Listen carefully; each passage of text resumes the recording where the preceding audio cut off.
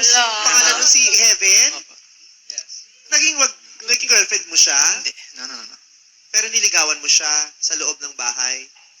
No. I don't know. Actually, Ano? I'm not, I did like her inside the house.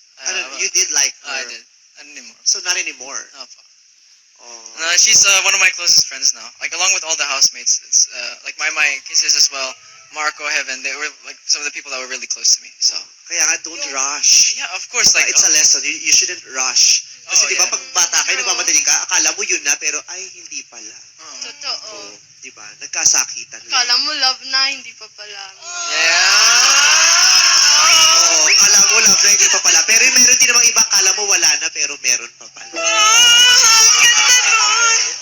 You have so many hugots. Like, you're so witty. So yung Madam Hugot na Bertut. hugot talaga ako. Madam Bertud. Madam Bird,